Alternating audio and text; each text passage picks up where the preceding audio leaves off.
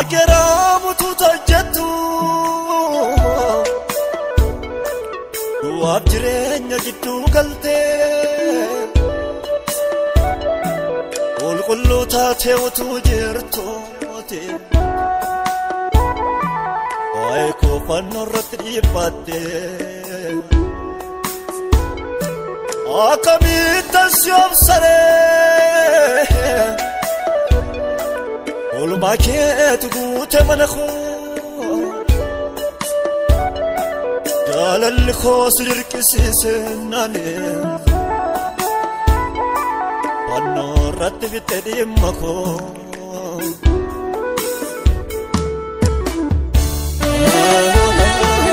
Oolaa mudaan hin qabne waa qarjaaf garraame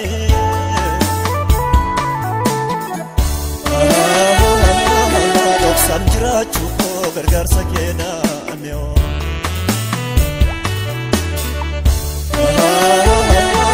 Sirrattan biqilee firii gaarii godhe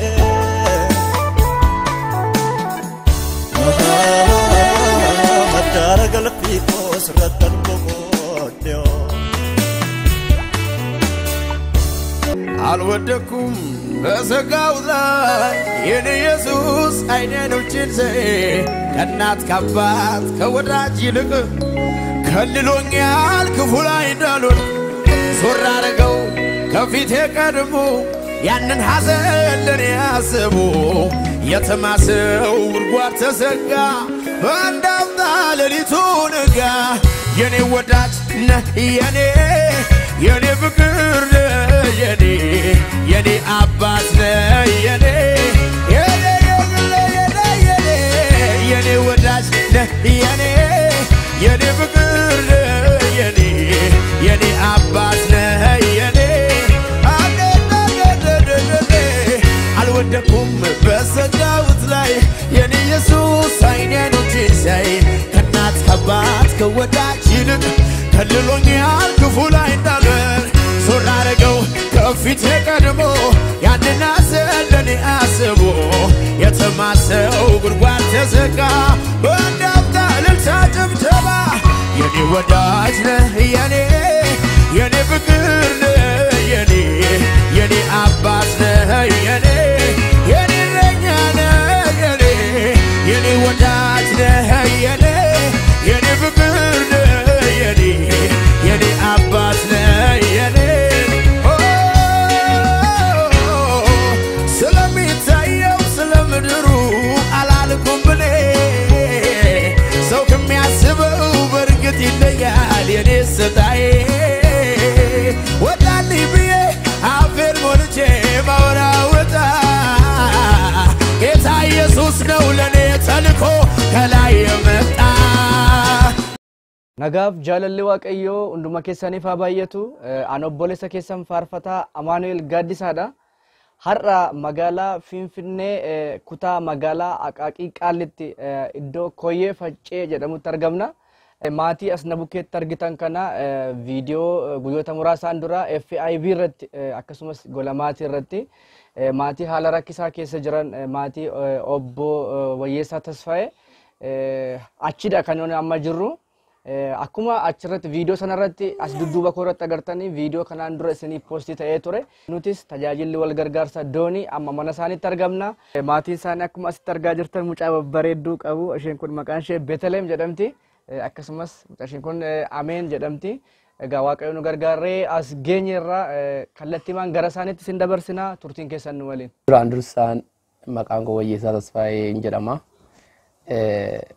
dhugaa dubbachuudhaa fi faarfataa Amaanu'el Gaaddisaa kiiloomeetira amma kanaa kutanii Amboorraa waa'ee keenya laaluudhaaf dhufuu isaaniitiin baay'ee guddaa isaan galateeffanna galata guddaa isaaniif qabna jechuudha itti aansuudhaan immoo akkuma kanaan dura dubbatametti haasametti waa'een jireenya keenya waa'een keenya waa'ee haadha manaa kiyyaan wal qabatee dhukkubni ishiin dhukkubsattu dhukkuba sammuuti sammuu sana keessaa ishii yookiin immoo ittoo sammuutu jedhamee ture karaa kanaatiin sammuu ishii keessaa haaluma waaqayyo nu gargaareen opereeshinii taatetti yeroo ammaa kana opereeshinii taatee ijji lamaan garuu hojjechuu dideeraan hojjetu jaamee jira. Akkuma jaameen immoo itti deddeebisaa turre mana yaalaa iddoo ijaattis iddoon tokko iyyuu namni kadhata adda addaattis dhaqaa turre. Kanaaf yaala ishiin keessa jirtu ciisteeruma jirti. Warri Waaqayyoon isin gargaaree nu bilbilaas turtanii Waaqayyoo iddoo jirtanitti warri isin nu gargaartan Waaqayyo isin haa eebbisu jecha ammas dhuftanii nu laalus warri barbaadan nu laaluu dandeessu gargaarsa addaas nu gochuu warri barbaadan nu gargaaruu dandeessu Waaqayyo isin haa eebbisu jedha. Dabalataan immoo ijji ishii lamaanuu hin arguu hin danda'u biyya keessatti hojjetamuu hin danda'u jedhaniiru yookiin Afrikaa kibbaa yookaan immoo gara naannoo biyya Hindii yoo deemteen ala yaala argachuu hin dandeessu biyya keessatti waa'ee dhimma ijaa jedhanii. Kanaaf egaa qaamni nu gargaaruu danda'u qaamni fayyaa irratti hojjechuu danda'u nu gargaaruu ni danda'a. Kanuma jechuun barbaada. Inni biraa immoo kanaan dura warri nu gargaaran miidiyaan FIB TV kan jedhaman gola maatii irratti dhufanii aaddee Muluun Asaffaa dhufanii nu gaafatanii jiranii guddaa isaan galatoofannaa galata guddaa qabu nu biraa. Seefuu Faantaawun EBS irratti hojjeta. Innis sekondii amma ta'e wayii nu dabarseera tibba koronaa sana. Dabalataan immoo waldaa Makkaan Yesuus Sinodoosii isaanis xalaa gosa adda addaa nu barreessuudhaan nu cina dhaabatanii xalaa afaan Oromootii afaan Amaariffaadhaan nu barreessanii warra waldaa kiristaanaa hundumatti kennadhaatii akkaataatti isinii gargaaran jedhanii carraaqneera karaa sanaanis ammoo haaluma biyya keenyaatu uummanni iyyummaarra waan jiruuf badaa gargaarsatti hin jirreef malee waldaa kiristaanaa tokko tokkos nu bira dhaabataniiru gargaarsa nu godhaniif Waaqayyo isaan haa eebbisuun jedha.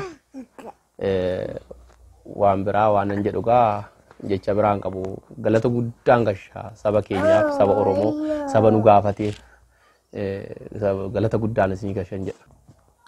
Egaa daawwattoota keenya isinis Waaqayyo baraaf jireenya keessan haa eebbisu akkasumas gola maatii irratti FIB'n dhufee isaaniin ilaalee nutis illee chaanaalii kana ilaaleetidha kan iddoo kanatti dhufne akkasumallee namoonni baay'een keessan biyyoota garaa garaa teessanii aqaalaa lamaatii kana maaliif akka isaan jiran jettanii nu ergitanii Waaqayyo baraaf jireenya keessan haa eebbisu barri keessan haa eebbifamu. Nutis akka tajaajila wal gargaarsa dooniitti isaan ilaaluuf magaalaa Amboorraa baaneetu nuti ammas kan jirru. Kanaaf ijoolleen isaanii kuni ijoollee mucaanis na bukkeetti argamtu kuni obboleettiin koo Betelem barumsa galteetti isheen kan isheen jirtu akkasumallee mucaa isheen kunis amma sadarkaa guddinaa irra jirti. Waaqayyo wanta hin dandeenye hin jiru balbala Waaqayyo namaaf banee hin cufu waan ta'eef hundumti keessan kallattii garaagaraatiin maatii kana akkasiin jajjabeessitan dhuftanii akkasiin ilaaltan kabajaan isin gaafadha. Waaqayyo bara keessan tajaajila keessan haa eebbisu.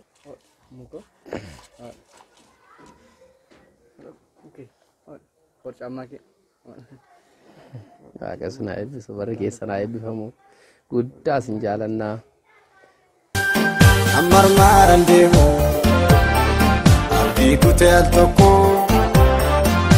lafa guureyyuu gaataateef junkoo isa na dhaalchisuuf jettee darboonfachuuf mormii kursiif darbaa jennaan ibsaan cuure qarmii olaantummaa isaatti fayyadamee namnoo kakuu kee yaadadhu yaa gooftaa sumalee gaanoo. Olaantummaa isaatti fayyadamee namnoo kakuu kee yaadadhu yaa gooftaa sumalee gaanoo. Abdii kee kutuu hin qabdaati. Abdii kee kutuu hin qabdu maatii kees Waaqayyo hin guddisa ijoollee kees hundumayyuu Waaqayyo hin guddisa. Dhiphachuutii hin qabdu. Daa'ima agartee iyyuu hin beektu waa isaan fakkaatu iyyuu. Waa isheen fakkaattu agarreen daa'ima. Nandee gabu. Waaqayyo jira in sodaatiin Waaqayyo wanta hin dadhabeeru hin jiru. Waaqayyo isaa eebbisu. Amiin. Isiniin isaa eebbisu gooftaan nama yaaddanii baatan Kiristoos isiniif haa yaadu. Ameen. Waan guddaa isiniif haa yaadu. Ameen. Inni gatee nama biran darbu gatee isin biran darbii. Ameen. Hirkisa akkanaa taatan hirkisa isiniif haa ta'u Yesuus. Waan hin jedhu hin qabu. Ameen. Acal jettee gooftaa iyyata keenyaa fi gochi ameenamni luba baasi dafii firdiin haadha yeessaa iddoo dhabee sarbamoo ariifadhu kayyoon qabiseenaa gatamaa. Ameen. Nama immoo ani kakuunani qabu kakuudhu'aa miti. Agartuun kooddootti gaafa naa deebite isin faana nan dhaabadha. Ameen. Kiristoosiin naa kadhadhaa. Ameen. Aizoon. Har'allee yoo narraa galtan yaadni keessan na biraan gali. Kiristoosiin naa waamaa. Ameen. Waanan jedhu qabu aduu. Mboyin waaqayyo jira. Ofin dhiphisiin. Waaqayyo jira. Ishii sii kadhannaan uflee si dubbisnaa. Ijoolleen keessi bakkeetti nafan ishee. Ishii silkii keessan tolaa keessanii baay'ee kana natti tola. Keenya deemnaa rakkoon hin jiru. Mboyin. Ishii mboyin. Ishii naa jiraadha. Halkan guyyaaniti walirraa tonkutiin hiyyeessa wawwaadhoo furmaata noowwatiin seenaa daagatamaa yoosi malee arguu akka malaalee hidhiituu xe'a darbuu amaleeffatamuus karaa gubbaachiisuu agartuu ijoollummaan baddee dandeessa deebisuu amaleeffatamuus karaa gubbaachiisuu agartuu ijoollummaan baddee dandeessa deebisuu. Acal jettee gooftaa hiyyata keenyaa fi booji'amee namni nu babaasi dafii firdiin haadha yeessaa iddoo dhabee sarbamoo ariifadhu kayyoon qabiseenaa gatamaa dhugaan haadha yeessaa iddoo dhabee sarbamoo ariifadhu kayyoon qabiseenaa gatamaa.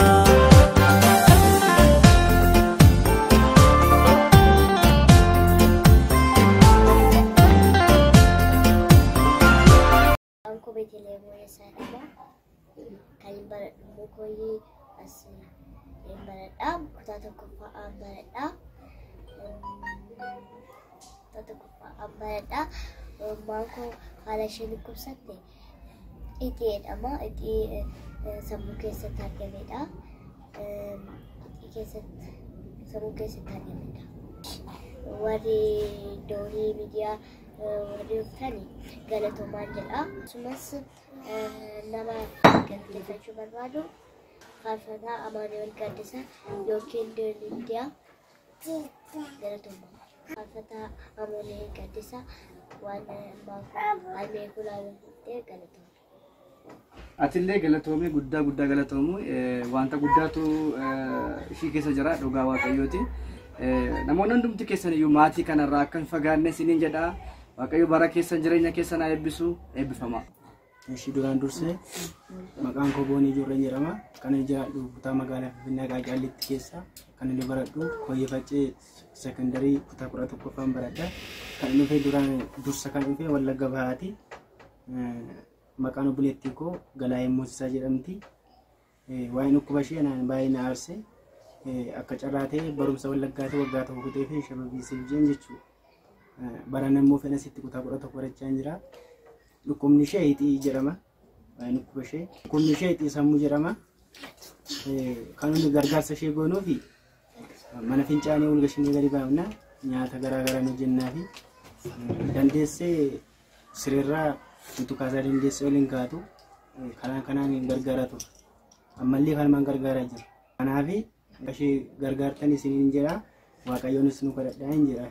Maqaan koo Jiitumaa jedhama. Kan jiraadhu magaalaa Finfinnee aanaa Qaalitti jiraadha. Obboleettii keenya kan Galaayee Moosisaa baay'ee dhukkuba. Dhibee isheerraan kan ka'e ijoollee ishee gargaaruu hin dandeessu. Dhibee isheerraan kan ka'e immoo deebitee amma ijoollee mucaa xiqqoo kana deesse ija isheetiin hin argine. Sila kanaan kan ka'e ofiishiyyuu gargaaruu hin dandeessu. Kanaaf nuti gargaaraa jira shintibeetiin nyaanni ofiishii dandeessee nu baatu. Kanaaf akka ishee yaadamtu barbaadna. Warri waaqayyoo sin gargaaree nu gargaaraa turtanis immoo waaqayyo sin eebbisu jecha ammas immoo akka ishee yaadamtu sila barbaadnu gargaaruu kan dandeessan nu gargaaruu dandeessu waaqayyonis nu gargaara. Kanaaf guddaa galatoomaa. Egaa daawwattoota keenya akkuma beekamu waaqayyo baraaf jireenya keessan haa eebbisu. daawwattoota Doonii Miidiyaa ammallee kallattii garaagaraa nu bukkee dhaabbachaa kan jirtan nu kadhachaa kan jirtani Waaqayyo bara keessan jireenya keessan haa eebbisu.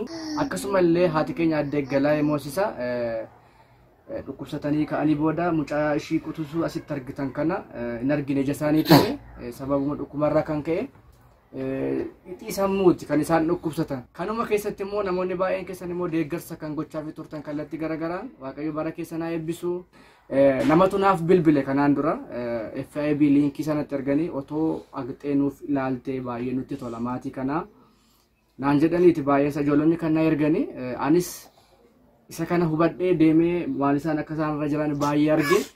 Asitti yeroo muraasaaf kan isaan itti fayyadamanii qallaba asitti argitan kana akkasumas wanta tokko ta'aa jennee kan nuti binnee fi Waaqayyo guddaan isin haa eebbisu barri keessan haa eebbifamu. Faarfataa Amaanu'eel Gaaddisaa Amboo dhufanii nu laalanii ijoollee koo kanaaf daaraa caammaa hin hafnee taayitii hin hafnee uffanni isaan uffatan akkuma laalaa jirtan kana isheen xinnootti nafnee ishee guddootti nafnee waan qaban irraa baasanii ijoollee kootii kana godhanii kanayyuu bichaa miti akka argitanitti midhaan nyaataa qallabaaf ta'u xaafii kuntaala tokko shiroodhaaf kan ta'u akkasitti nu bitanii nu kennanii kuno Waaqayyo isaan haa eebbisu. Waa'ee dhimma wabii nyaataa keenyaa karaa isaaniitiin kuno waan jedhamu baay'eedhaaf nu ta'u nu godhanii Waaqayyo isaan haa eebbisu barri isaanii haa eebbifamu gufuu isaanii hin argatini. Dhugaa Waaqayyoof taanaan namni akkanii eessumatti ganaa guddinni isaanii harka dachaa dhibbaan akka ta'u nan amana. Ruuqatti kan kufanii eenyuu gaafachuu dandeenye akkaataa kanaatiin kiiloomeetirri ammanaa isaan osoo hin daangessiin dhufanii nu gaafachuu isaanii baay'ee galatooma. Eebbifamaan jedha jechan isinii dhabe Waaqa isin haa eebbisuun jedha. Dabalataan immoo warri miidiyaa kana hordoftan egaa haalli nuti keessa jiraannu baasii nuti waggaa 3 as baafne beenyaa baay'ee waan qabnurraa baafne obboleettii keenya qabanaa koo kana yaaluudhaaf egaa birri baay'ee baafne akkuma eenyuyyuu ani baay'ee cimaan ture. Baajaajii sinan qaban ture nan gurguramte isheenis puulii gosa waan adda addaa sinan qaban ture hin gurguramenis waan hundumtuu akkuma argitan kana qullaattafne Waaqayyo garuu qabnaa saba bal'aa qabnaa gooftaa Yesuusii qabnaa kanaafi bakka jirtan teessanii haala nuti keessa jirtu kana argitanii kan nu gargaartanis kan nu gargaaruuf jirtanis Waaqayyo isin haa eebbisu jenna. Obboleettiin keenya garagaa ijji ishii alatti osoo bahee hojjetama jedhameetu haasa'ama. Kana gochuudhaaf immoo mallaqa barbaada, mallaqa guddaa barbaada. Mallaqa immoo qabnuti Waaqayyoo fi saba bal'aa kana qabna. Waaqayyo waan gochuu godhuma godha. Karaan tokko nutti namne kadhata iddoo adda addaa deemneerra, iddoo 5 iddoo 6 deemneerra. Waaqayyo tariitii guyyaa isaa malee hojjetu. Waaqayyo irratti hirkifannee jirra bara keenya guutuu nuti. Waaqayyo waan godhe Waaqayyo mana Waaqayyo isaanii soo duun illee dhufee soo keessumaa duun iyyuu soo mana Waaqayyootti nama fudhate iddoodhaan dhufeenya waan ta'eef Waaqayyo baay'ee abdii qabna. Isa kana karaa kanaan naasoo barbaada haala jireenya keenyaa immoo amma mana kiraa kafaluu ofirraa dadhabuutti amma 20 oltu kan nama tokko namarra jira iddoo tokko taa'aa jiru nama akkanaan ture nama eenyu gargaaruu qabnu dandeenyu turre malee nama gargaaramu iyyuu miti ture nama gargaaraa turre fi keenya bira darbinee yookaan akkatti beenyaa nuti qabnu nurkaadhumee akka argitan kanatti ta'uu keenya na mana keessaa baay'inaan jedha abbaan mana naa kireesse duraanii achi nan ba'ee mana qorqoorroo bilookeettiidhaan hojjetan keessa galle hantuunni jira mana fincaanii hin qabu bishaan hin qabu waan rakkisaa sana keessa darbinee Odachi mana kana mana armii wayii keessaa du'aniiru injinar Taakkala Umaatinaa sana kantiibaa magaalaa Finfinnee turanii hiyyeessa manni kun kennamee ture cufamee ture namoonni na irraa kan dhufee kana keessa galee akkaataa kanaan amma kana keessa jirraa boru baay'ee jedhamuu danda'ama wanti boru dhufu hin jiru manallee keessa jiraannu illee hin qabnu osuma keessatti dhukkubsachiisuudhaaf mana kiraan kafalamoo yaa saba koo isheen dhukkubsachiisamoo ijoollee kanan gargaaramu akkuma sila isin obboleettiin koo hangafaa itiidhaan qabamtee isheen dhukkubsattee jirti amboo jirti isheenis akkaataa kanaan jirti kaman gargaarii kamniisa kanaafi sabni koo naa birmateera ammas akkanaa birbattan abdii guddaan qaba Waaqayyo isin haa eebbisu tariitii mana mootummaarra warra hojjetan warra haangoo olaanoo qaban Waaqayyo illee akka nuu kaasee dhufanii haala nuti keessa jiru kana nu ilaalanii furmaata nuu kennan furmaata tattamaa barbaada waa'een keenya waan ta'e waa'een jireenya mana kana Waaqayyo keessa akka goru nuu kadhadhaa karaa argattaniin immoo mana mootummaatti dhiyaattanii ispeeshaalii kantiibaa kabajamtuu kantiibaa keenya magaalaa Finfinnee aadde Adaanach Abeebee furmaata kennuun beekamu osoo waa'ee keenya dhugaadhaan arganii hin argu ta'ee furmaata nuu laatu amanaa hin beekna hin amanna. Kanaaf isa kanas walitti dhiyaattan akka tasaa miidiyaa kanallee argan isaanumti qabatamaadhaan waan kana nu taasisu nu godhu nu gargaaru nu deeggaru nu tumu jennee yaanna. Waaqayyo bara isaanii haa eebbisu gufuu isaanis hin argatini jedhaa isa kana fa'aadha baay'ee kan eebbisu kana dhagaa yaa saba koo naa jiraadhaa naa eebbifamaa galatooma na warri ani maqaa keessanillee waamnillee warri waamillee waaqayyo bara keessa naa eebbisu waaqayyo eebba guddaa dachaadhaan akkuma isin nuukaata waaqayyo immoo isiniif teessoo isaarraa ka'uun jedha galatooma. Namoota baay'ee galateessu keessaa namoota baay'eedha safaran qabanii Oromiyaa keessaa Harargee Bahaarraa Harargeerraa Baalirraa Arsiirraa kallattii baay'eedhaan nu gargaaraa turanii nu bira dhaabataa turanii manattis dhufanii namoonni baay'een nu gargaaraa turanii haala nuti keessa jiru nu gargaaraa turanii nu laalaa turanii waaqayyo bara keessa naa eebbisu jechuun barbaada galatoomaa eebbifamaa harka irraa baaftanirraa warri nu gargaartan dachaa ta'ee kumaan isin adeemuun jedha. Raajii Masarat fa'aa bira kadhata gara naannoo Naqamtee magaalaa Naqamtee dhaqnee akka kadhatamu nu gargaaran keessaa obbo Toleeraa doktoreetii isaanii fudhachuudhaaf yuunivarsiitii Finfinnee keessa barsiisu isaan koordineetii nu godhanii gara 15,000 ol nutti baasanii geessanii konkolaataadhaan nu deebisanii kadhata Raajii Masarat akka nu kadhatan qaamaan nu taasisaniiru isaan guddaa galatoomaa jennaani namoota isaan jala jiraniinis warra nu gargaaraniinis isaanuma koordineetii godhanii isaan nu gargaaranii namoota sanaanis shufeerii isa nu gargaare sanallee mataasaa dabalatee waaqayyo isin haa eebbisu galatoomaa jechuun barbaada. Waldaa Kiristaanaa Makkaana Yesuusii Itoophiyaa isaaniinis amma Qees Habtaamuu Luba Habtaamuu fa'aa dabalatee namoonni nu gargaartan maqaa waaqayyootiin eebbifamaa jechuun barbaada.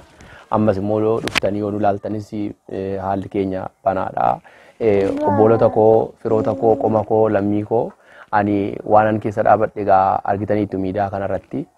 Obboleettiin koo Naggafaa Amboo jirti. Isheenis ijji ishii jaamee ijoollee 8 qabdi deessee kaatee waan akkanaati ishii mudate ani haadha manaa koo waliin baay'een cunqurfamee gargaaree gargaarsa dabalataa amma ishii xixiisammuu ishii keessa hikimnaa addaa dabalataa barbaaddi. Kanaaf obboleettiin koo hangafaa waggaa 3-4 fi siree irratti kan hafte jirti. Ani waanan keessa dhaabadhe sabni koo akka sirriitti naa baruun barbaada. Isheenis ijji lamaan irratti jaamee hixii yookiin immoo ittoo sammuu keessa jedhanii ija lamaan irratti jaamee jira. Ijoollee danuu deesse ijoollee gara 8 oli.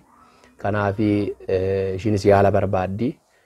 Tariitii ixiinumti sun akka opereeshinii ta'ee bahuu fi ni barbaachisa garuu nuti haala kana keessa jirraa haadha manaa koon gargaaramoo ijoollee kanan gargaaramoo ishiin gargaaramoo ijoollee ishiin gargaaramoo waan kana keessa na dhaabee waaqayyumatu beeka. Kanaaf karaa isinii danda'ameen qabatamaan illee mana dhuftanii akkuma warri doonii dhufanii nu gaafatan kana amboorraa dhuftanii akka nu gaafatanii nu gargaartan nu bira akka dhaabattan isiniin jecha waaqayyo bara keessan haa eebbisu eebbifamaa isiniin jechuu barbaada galata guddaan isinii gachuu barbaada. Ariifattee wanta gargaartaa dhibamaa qabeenya ooluu biyyeessi waamaa ibarfatee barrii itti yaadatamuu. Siadin kuboftako Gana wadamu Rombari alata Ya fano fite Toni faeku ya gufta Alo aduniteo Rombari alata Ya fano fite Toni faeku ya gufta Alo aduniteo Aanon raanfadhu dhiphina golgootaa isatti dhiphatte gatiin hin baafne isatti naa baafte. Aanon raanfadhu dhiphina golgootaa isatti dhiphatte gatiin hin baafne isatti naa baafte. Anaaf jettee anaaf jettee wanti ati hin taane maaltu jira carraa eenyu miti michuu koo an karaa keen jira anaaf jettee boollatin seenne maaltu jira carraa eenyu miti Yesuus koo an karaa keen jira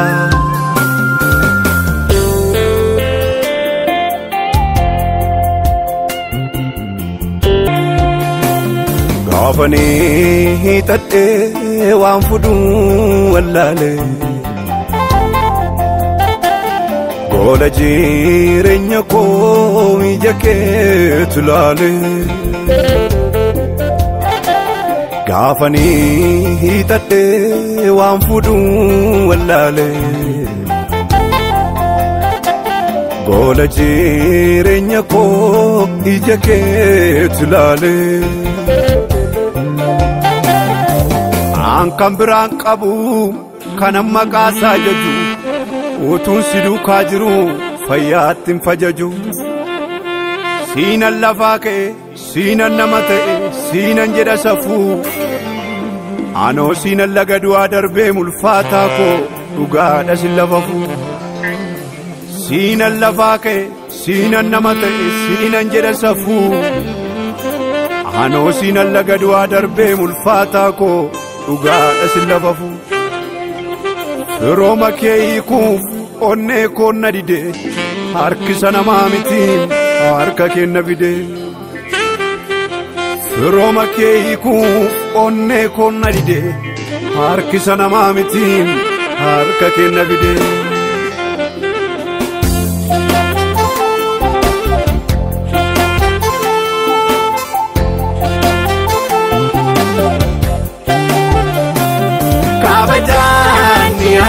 fuula keetii gaalanni hamasoo keetii kabajaan yaadee fuula keetii gaalanni hamasoo keetii kabajaan yaadee fuula keetii gaalanni hamasoo keetii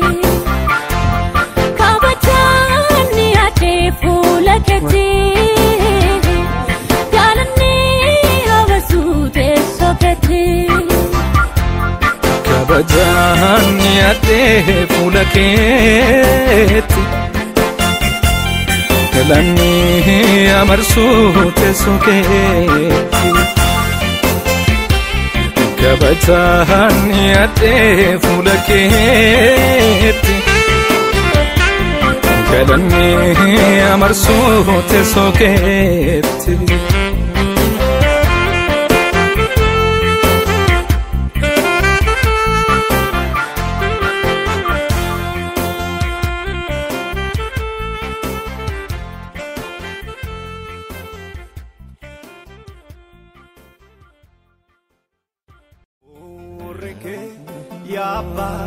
Yabba na jechisisu olma na folame unduma na yadachisu